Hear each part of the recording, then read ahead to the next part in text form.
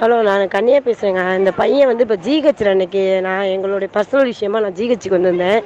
ஜிஹெச்சுக்கு வந்தபோது இந்த பையன் வந்து ஆஸ்பத்திரியில் வந்து அட்மிட் ஆகிடலாம். இவன் எங்கேயோ தனிப்பட்ட முறையில் வந்து அடிபட்டு கீழே விழுந்திருப்பானாட்ருக்கு. அவனுடைய பேரே அவனுக்கு தெரியல, சுயநினைவு இல்லாமல் போயிட்டான்.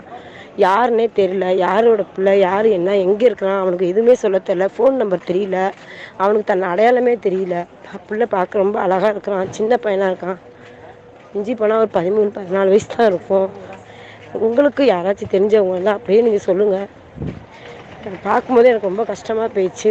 இந்த பையனுக்கு தன்னையே அடையாளம் தெரியல, எங்கேயோ அடிபட்டு கிடந்துருக்கான். கொஞ்சம் நீங்கள் பாருங்கள். இதை கொஞ்சம் நான் இது சாதாரண பிரச்சனை, எப்பயும் வர்ற வீடியோ ஆடியோ நினச்சிக்காதீங்க.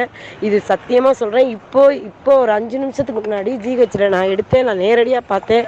நான் இப்போ எடுத்துகிட்டு நான் பர்சனல் விஷயமா ஜிஹெச்சுக்கு வந்தப்போ அந்த பையன் அடிபட்டு வந்து சேர்த்துருக்குறாங்க. நீங்கள் நான் இந்த ஃபோட்டோ ஷேர் பண்ணுங்கள். ஷேர் பண்ணி எல்லோரும் பாவம் அந்த பையன்